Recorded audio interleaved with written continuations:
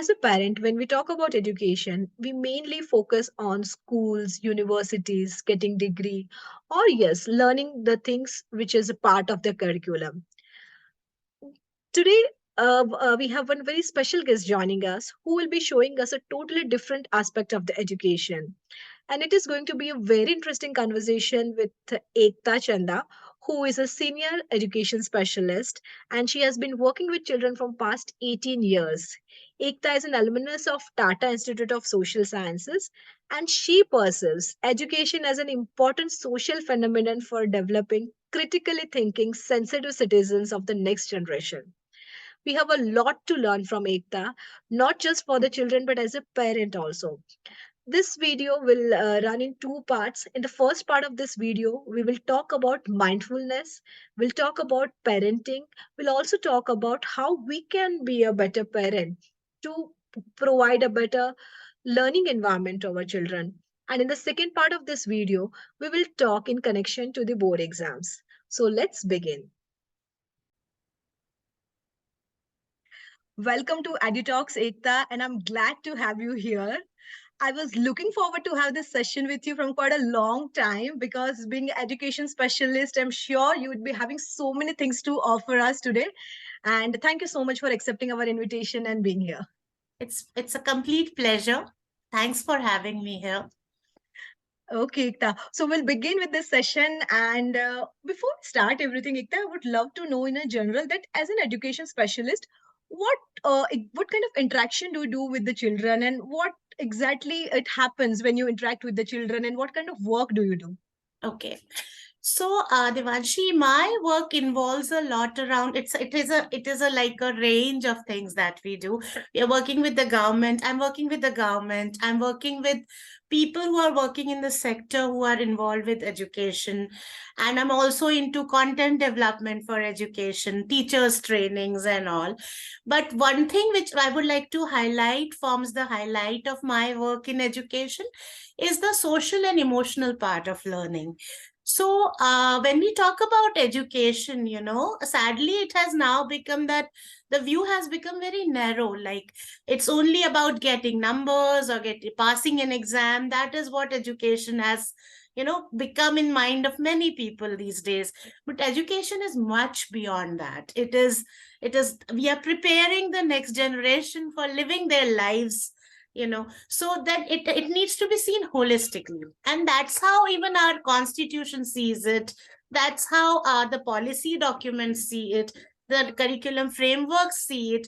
A lot of my work is also related to how to generate that awareness in parents, teachers, and everybody, that we need to support children in their learning trajectory.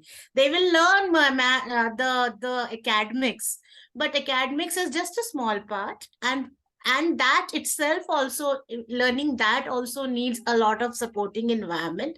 So if that is not there, learning doesn't happen. So that's why I'm working with different groups, even with the children directly. I'm working on how they can develop the skills of social and emotional skills, which can help them not only continuing in learning, and but also becoming a better human beings. Yeah. So rightly said that, Ekta also said that, when we talk about education, we always talk about the marks and curriculum and all, but it's about overall development of the child. Yeah. So board exams are, it's just about to start now. And in today's session, I want you to help children and parents and, knowing more about mental health or their awareness or how this kind of overall development could help a child. Yeah. Before we directly jump to these questions, I would like to know that what is your observation about the children who are above the age of 15 or who are teenagers? What is their mindset these days? How do you see, how do you observe them?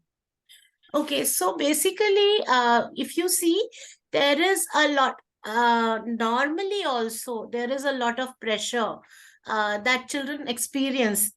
One thing is, in their adolescence, they are in that phase of life that they are experiencing a lot of challenges. They are learning about their bodies, themselves, the emotions are developing. They have a lot of things to cope with. To top it, then the it coincides with the academic cycle reaching True. the board exam time. So there is a lot of pressure from everybody, so that again creates a pressure. And this cohort specifically, now the ones who will now go for board examinations, are all the more special in the sense that it is the first time they will be giving a board exam after pandemic. True. And pandemic has created havoc in lives of children, parents, everybody, but more so in lives of children, so we actually did a research 2 3 years back when we were into pandemic, to understand what children are going through as part of pandemic. And what we realized, anxiety levels have increased, they are feeling more stressed. Okay. And because of a lot of online exposure to the screens, on one hand, to support learning, continuity of learning, there is a lot of digital learning happening, but too much exposure to screens is also having a lot of impact on them. It impacts your functioning of your brain. It makes you tired, it makes you drained, it makes you challenged emotionally, disturbed. So all that is happening with them, and there is a lot they have to cope with at this situation. So yes, that is broadly, if we talk about the state. Yeah. So, Ekta, do you feel that this generation is a bit different than our generation? Because when I guess when you and me were in the schools, like if we have to give our final exams, we used to study the entire syllabus, or sometimes we need to give two papers also in a day, and we never had so many resources also, and still we were able to manage it. But when today I'm seeing these children, the students, even though when they have just 4 or 5 chapters, they feel that pressure of exams and marks, and the whole syllabus means they feel it's like a war. So why this mindset has changed now? Devanshi, you and me also had a very good buffer of, you know, not having too much helicoptering done by parents. Our Rightly generation, it said. has just Yes, yes. it had it had just begun, okay, but now it is a lot happening. Second thing is that we had a lot of spaces for catharsis.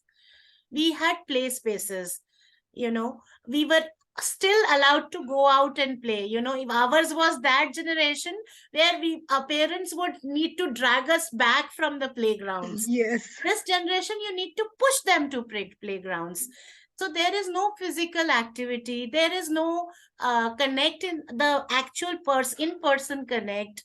uh, all this impacts learning. In fact, learning is a second thing. I would say it impacts the being of a person. Personality. Yes. So it is a lot. The generation, this generation's exposure to the screens is something that human contact has reduced. So that creates a lot of uh, in fact, there are studies for younger children. There is an increase in autism these days in children, and Right. one of the reasons that researchers are saying is because there is a lot of screen exposure. Okay, and now this generation also has to live up to a virtual life. We just had our physical lives. Okay, so they have to maintain an image Both on the the social profiles. media there. So True. this all this is also impacting their coping skills, their resilience. Okay, so that is why we had a lot of supports where which were like, and from very beginning, so it was like already available to us, so we never realized that this is available to us. But that helped us as buffers. We had friends, we would go in the neighborhood and talk and all that. So this generation is living in a like a explode of information, and they have to cope with so much. So that's why their skills to cope has become always their mind is in activated state. So True. if mind is constantly in an activated stage, it creates pressure. Like the researchers from neuroscience, recent researchers in brain development and neuroscience say that anxiety is also good at if in a limited amount. Excitement is good in a limited amount. But if your brain is constantly in an excited state, then you can have toxic stress, which Okay. can impair your ability to cope, your ability to deal. Then it can lead to many issues, and that impacts. So that is the difference between we were blessed and this generation unfortunately is struggling. True. Like the what I have observed it, if you see, like if I talk about city like Bangalore, where so much traffic will be there. A child goes to the school at 7 o'clock in the morning and comes back by school from 3:34. Then they'll have some or other tuitions or activity classes. So I always feel, that energy, that spark which should be there, it's not at all there. The Yeah. kids would look really tired, lifeless. They feel like okay, there is nothing left in their lives. So is it the education system to blame for, or it's our helicopter parenting, or what are the factors which is affecting them? I think it's a very complex question, Devanshi. It's not just, we can't put the blame of anyone. Why parents are doing this kind of helicopter parenting? Because we've created the society. Where is the parent support groups? Mhm. Where do the parents get their support from? If you ask a parent, on a one-to-one talk, I have spoken to many parents, and on a one-to-one talk they would say, yeah, I agree to what you say. But when I interact with other parents, I feel the parents feel the peer pressure also, right? Okay. Yeah, and what is being communicated to them always when they go to the school? What is the message they receive from the school? So it has become an ecosystem, and the whole ecosystem needs to change. So everybody, we all, as society, as parents, as teachers, as education system, there needs to be more discourse like this, that like one we are doing. The Hmm. this needs to be talked about more, and more awareness needs to be generated. Now we have a lot of scientific research to back all what we are discussing right now. It's just that it needs to reach the right stakeholders. So even I think even parents have, if they have this kind of support, they will also feel good about, they will also feel a little bit relieved. So I think it is at all levels, it's not at just one level that the problem is. So yes, so definitely, our further questions, I'll touch the base about the children and the education and regarding their exams and all. But before that, I would like to know that what would you like to tell to the parents? How can they help their children in coping up with this kind of situation, and how can they contribute in their child's overall development? Yeah. So, Devanshi, one first thing is that parents need to also understand they are also humans. Okay. So they are experiencing their own stress, their own traumas, their own anxieties, okay, their own work pressures. So it's okay to be human. You're right. First thing is that. Okay, so sometimes, because before I get into other parts, this is the like a disclaimer I would like to say, because sometimes what happens, parents also get then into the guilt cycle. Either they're creating pressure or they're in the guilt cycle. Both ways, it is not good for the child. Okay, so first thing is, what are you doing about your own mental health? It's important. If you are stressed all the time, if you are, because parents do model the behavior they want, whether they want it or they don't want it, what they are doing and living gets somewhere percolated to the child's behavior also, because the child is everyday seeing. I totally agree on this. So Yes. if first thing is you work on your own good self health, mental health. So if you are too worked up, you need to do something about it. Do your own meditation, do anything which calms you down. So you should first thing is think about yourself also. Even in airplanes they say, that before helping any other, please Wear uh, your mask wear first. your own mask first. So that is first advice for the parents. Don't get so much into the child and exam that you forget about your self care, because that is impacting the child. Yes, because as a parent, if we are happy and we are content, then we'll be able to pass it on the same Yes, to our child. yes. Otherwise, we'll be passing on the same stress and anxiety to them. Yes. In case of teachers, there is a very good research that recently came out a couple of years back, that they did a test where the teacher was stressed, and this, the children at this almost same level the children were, and they were divided in two groups. And when they studied, when the teacher was stressed, the children's performance went down. Mm-hmm. And relaxed, the performance of the children was improving. And same goes for the parents also. So it's the environment. So first and foremost, you consider your own health, mental health, your own well-being. That is the first thing. The second thing is you need to communicate to your children. Make sure you're talking with your child. And when you're talking to your child, it should not be only advices. Unfortunately, when we are speaking to our child, we are perpetually giving advices only. We are handing out decisions, judgments, when we are interacting with the children. We are not conversing with the children. So have conversation. Have only, even if you decide only half an hour every day, I will sit with you and have a tea. We will have tea together. Or evening, may we will have after dinner walk करके आएंगे. So something, you can establish a ritual where you are spending time with your child, which is a conversation time. Avoid uh, giving advices in that time.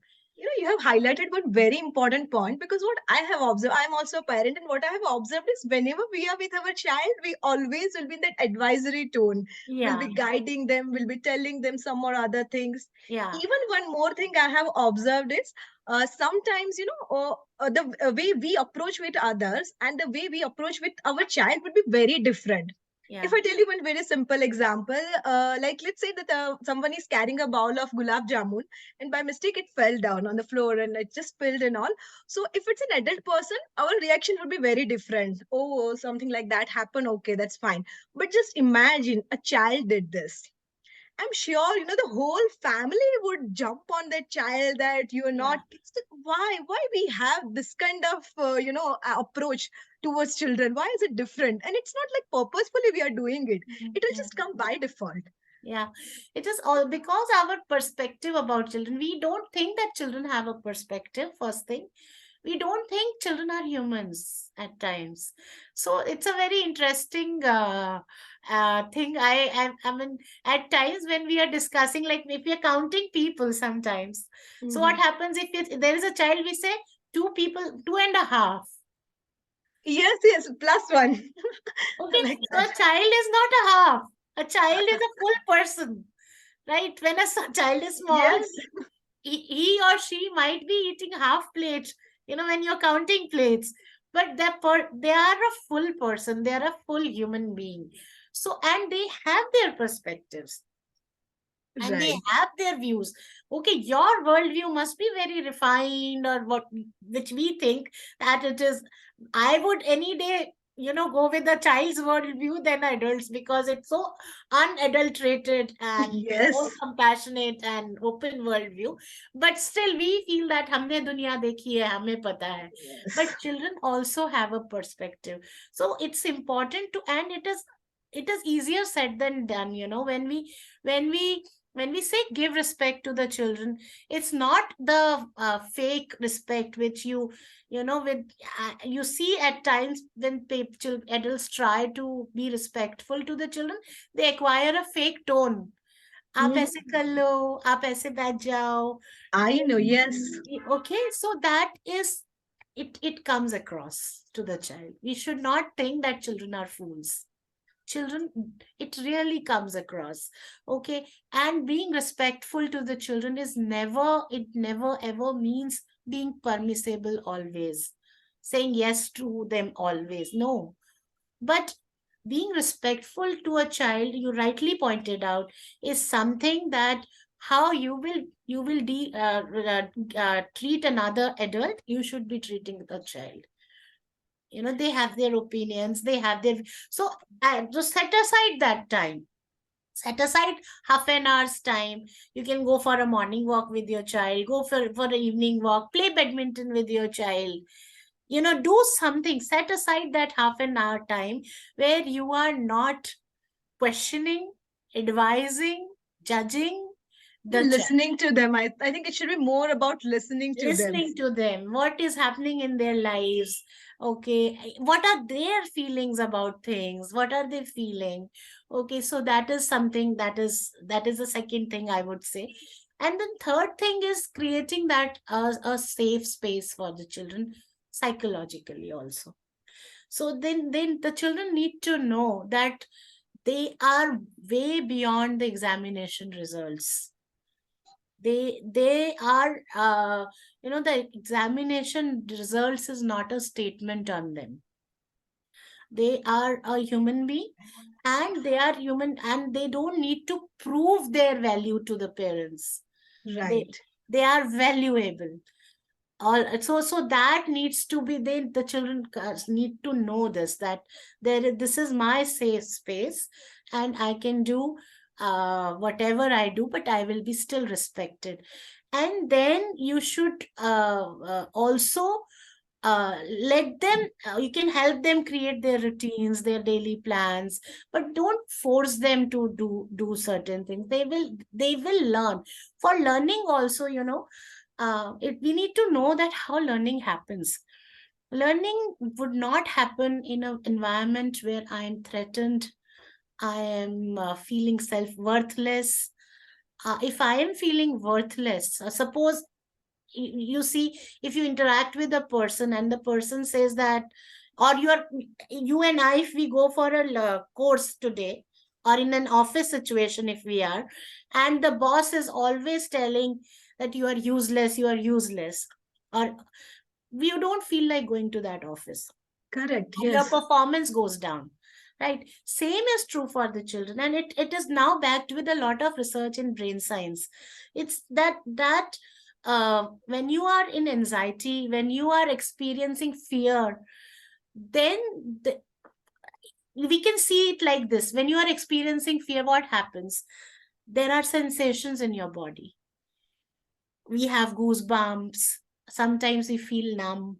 Okay, so all these sensations that are there for different emotions that our body experiences, if a person is constantly in that state where they are experiencing that, Right. learning will not happen, because the And body yeah. is using all the energy that they have in first dealing with. The first reaction the body does, human body, is coping with the emotions. So their brain energy is being spent on dealing with the emotions. So they're left with less energy and less mental capacities to learn. So which is counterproductive. It's once a very good professor in child development gave a very good example. Think of it as a vehicle, a car. Okay, so car has some fuel, Mm. and it when you are driving it on plain road, the mileage is high. Right. Correct.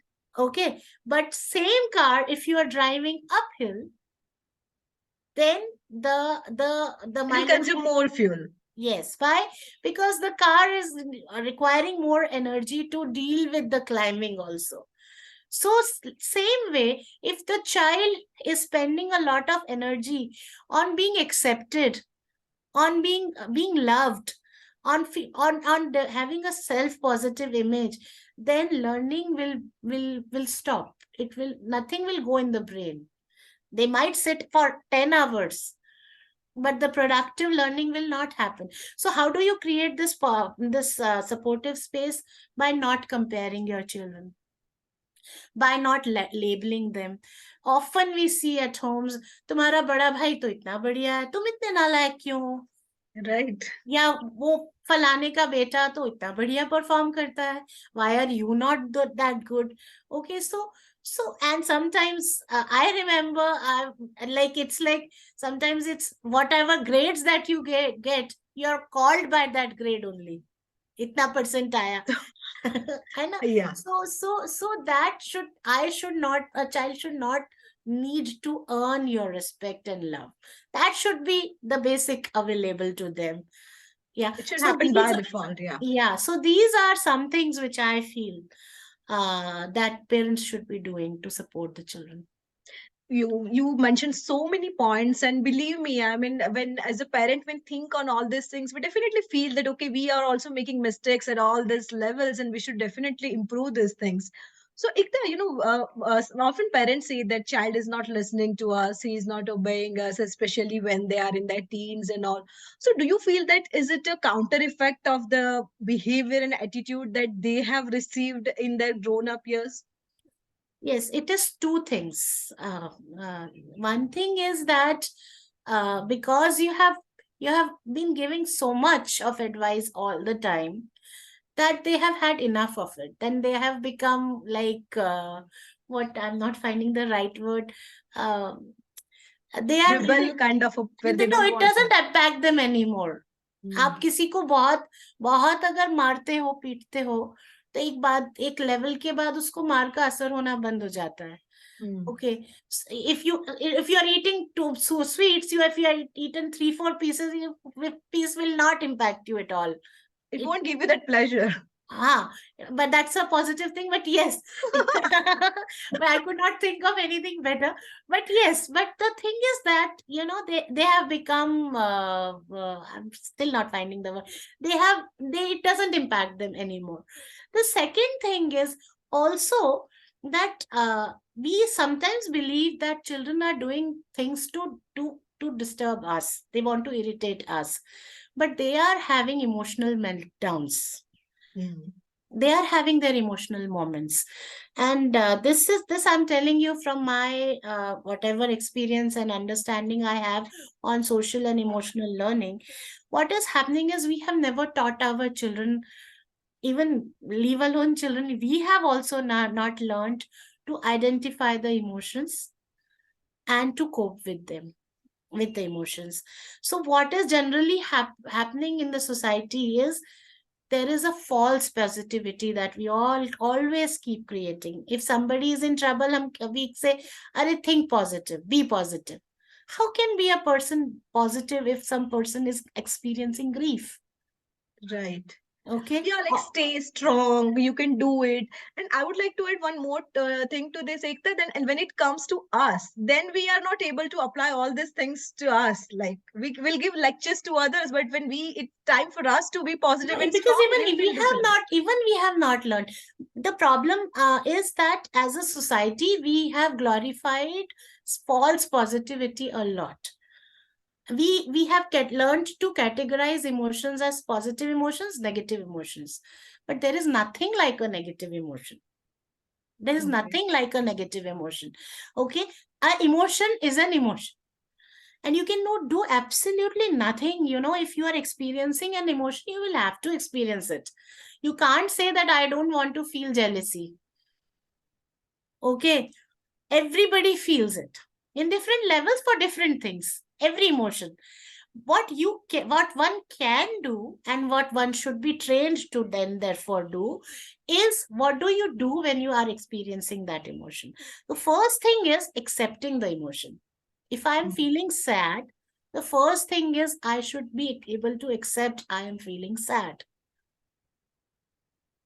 One thing, I should learn to accept it, then Identify your emotion first. identify and accept it, and the ecosystem should be trained to allow me to say, okay, I'm feeling sad, yeah, I'm feeling angry. Okay, first thing is that. And then second thing is, then you should think about, then what is the trigger, why am I feeling this emotion? If I know that I am feeling this emotion because of this thing, then you will also pause, learn to pause, and learn to deal with it, cope with it.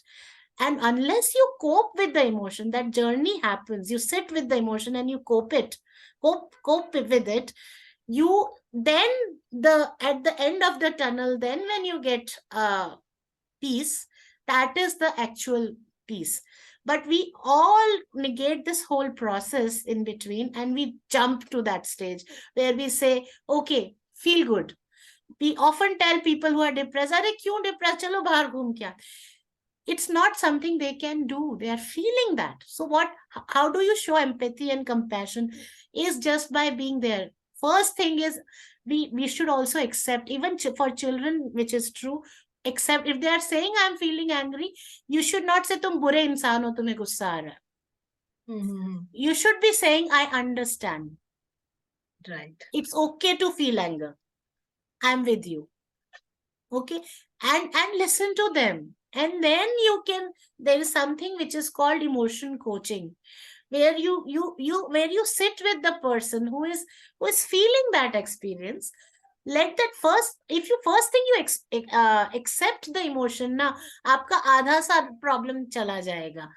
आप, हम लोग क्या judgement associate करते हैं, तो हमने emotions को categorise कर लिया है. This is a negative emotion, so if you are feeling angry, this is a negative emotion, you are a bad person. ये बहुत सही चीज है, और मतलब जाने अनजाने में हम ये चीजें करते ही रहते हैं. It is again, there is a very good person who is working in emotional agility. So in one of her speeches, she says that it's like having a very tempting cake, okay, and when you decide I don't want to eat it, I don't want to eat it, and you keep it in your refrigerator, what will happen? Your temptation will increase And because there will it come is a moment when you will go, okay, jane do, or you will come, you will hog it. And then right. when you hog it, you will have more of it. शायद पहले खाते थोड़ा सा खाते.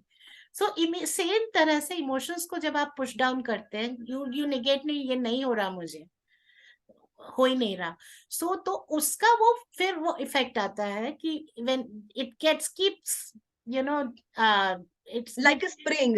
it's bottling up, bottling, and then it is a outburst. So with adolescents, because they have a heightened emotionality, they are experiencing a range of emotions. So if they are not allowed to express their emotions, they are not allowed to label their emotions, they are not trained on that, then what has happened, they will only tell you, ah, theek hai, main khush hu, I'm okay, I'm okay. Okay, so what happens? But they, yeah, they are experiencing anxiety, they are experiencing stress, they might be experiencing anger, they might be experiencing a wide array of emotions, that those are becoming pent up. So then when the outburst is happening, it is actually that outburst of, and you never supported the journey when Right. they were feeling those emotions, you never. So then how are you then? And again, at the time of the outburst, what are the adults doing? Don't behave like this, you should not be crying, you should not be. And we are again Boys lecturing, don't cry. Like we that's are again the. lecturing. Okay, Yeah. it's from a position of hierarchy. You can just, sometimes you just hug a person who is experiencing an emotion and be there, say nothing. Okay, तुमको दुख हो रहा है, गुस्सा आ रहा है, चलो हम बात, क्या करूं मैं, क्या करूं, what can I do to make you feel better? Okay, Ask the child only, ask the the child, what can, person. if your first thing, if they are not able to label it, you label it for them. क्या हो रहा है, गुस्सा आ रहा है, मुझ पे आ रहा है, किस पे आ रहा है, क्यों आ रहा है? So rather, when a person is behaving difficult, rather than being judged, a child is behaving difficult, rather than passing judgment on the behavior and labeling the child, you ask कि क्या हो रहा है? Why are you behaving like this? You're not a bad person, but you are behaving like this. So is something bothering you? What is happening? And when you have that conversation, don't expect every time that you आपने पूछा है तो अब बता ही देगा बच्चा. So you should give that space to the child. अगर वो नहीं भी बताना चाहे, be okay with that. Okay, I don't want to tell, you don't want to talk about it, okay, what can we do to make you feel better, right? And don't discuss the bone in contention at that moment. Okay. Let things cool off. That is the trust you build with the child. Okay, you are not feeling okay, what can we do to make you feel better? You want to watch a movie, you want to relax, what do you want to do, can I support you with that? And once that meltdown stage passes, because when a person is emotionally excited, no logic can Works. be True. communicated. Okay, that times only connect is needed. You need somebody to hug you, to be there for you. To you need to know that, okay, even if I am experiencing tough emotions, I have somebody who is having my back. So that is the connect. If you make with your child, then you will be able to uh, Yes, Ikta, there are so many things to absorb from your thoughts and the things and the examples you shared. What I would like to know that what happens as a parent, I agree to so many things. And if I decide that, okay, I want to change myself and I will implement all these things in my behavior with my child and all. But what happens? We may do it for few days or something. And afterwards, again, we may go back to the same old cycle. And sometimes, we need continuous motivation for all these things. So, what would you say on this? How a parent can stay motivated and make gentle parenting and all this aspect as a part of life rather than implementing it forcefully on them? So it's a long journey, Devanshi. Actually, all these things are easier said than done. And that's what we also, when we are working in social and emotional learning, this is one thing I always say, that you cannot teach social and emotional learning to teachers, parents, or children, anybody, without going through the journey yourself. It is not something you communicate through notes, or notes yaad ho jayenge. But what is it? You have to practice it every day. So what I did, the things I said, okay, but how would you practice it? Sometimes your mind knows it. Mhm. In your mind, you know कि ये मेरे को गलत कर रही हूँ, मेरे को अभी नहीं चिल्लाना चाहिए. But you are not able to control. That's why I started with saying, first work on your own well-being. Correct, correct. Okay, and the first, and that something which helps, which will help parents, and both parents and children, in being charge of their own bodies and their own regulating their emotions and all, is what we call as meditation. Mhm. So practicing meditation, but by meditation I don't mean essentially only yoga.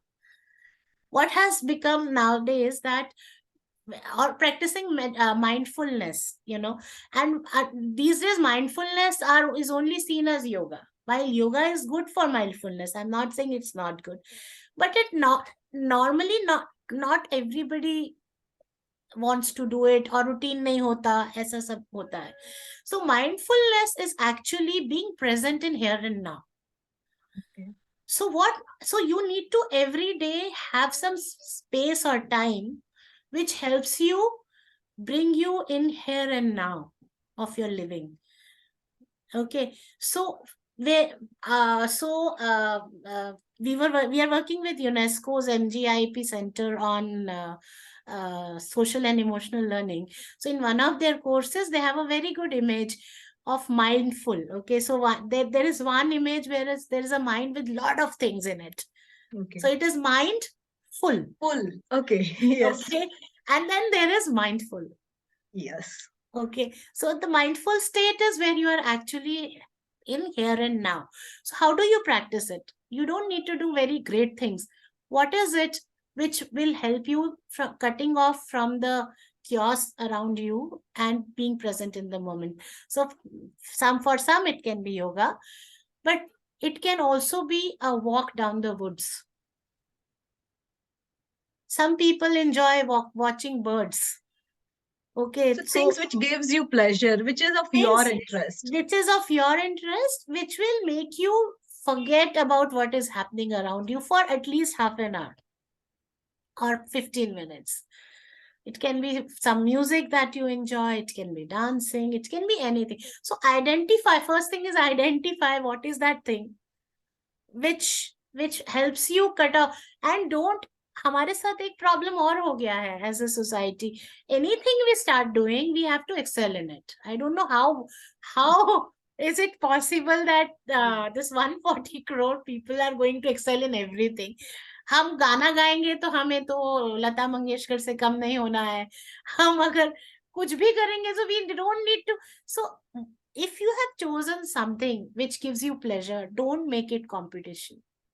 Correct. Because when you do that, you take away the very essence of it being something which will help you practice mindfulness.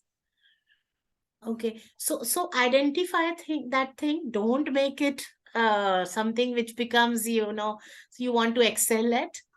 And you are do it every day just for the sake of doing it, because you enjoy doing it. It can be anything. Like, I enjoy listening to the music. So when Mhm. I am really, and I just listen, I mean, I know I that will give me peace. So then for those 10 minutes in the night, or sometime when I feel very worked up, I just, listen to the music, and that helps me. So you need to identify that, practice it every day. And then when you are in a state of heightened emotionality, try taking deep breaths and pausing.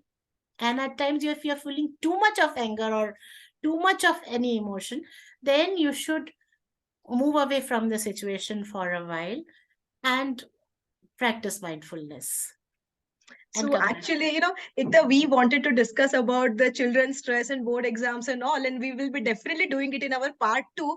But in whatever we discussed here right now, I assume that, what I have understood is it was about mindful parenting, and, how we can equip ourselves to be strong and content so we can pass it on same things to our children. Yeah. So that was a wonderful session, Ekta. I'll just take a little pause here and we'll be continuing with exact that board exam topic. But I would like this video to go as a part 1 of mindful parenting. I'm Okay. sure before, learning other things, like we cannot directly jump to the 10th and 12th. We need to clear previous grades. Same way, before we watch those videos where we are talking about, how to cope up with the exams and the stress and all, it is very much important that as a parent, we learn all these things, Yeah. then we'll be able to work with our children. So thank you so much, Ekta, for this one. Most welcome. Let's take a short break and then we'll connect again through the in our next video, and we'll be talking about related to board exams and all. Sure, sure. Okay, so I'll Okay. be connecting you with you again. Yeah. Thank you. Thank Bye, you. Ekta. Bye Bye. bye.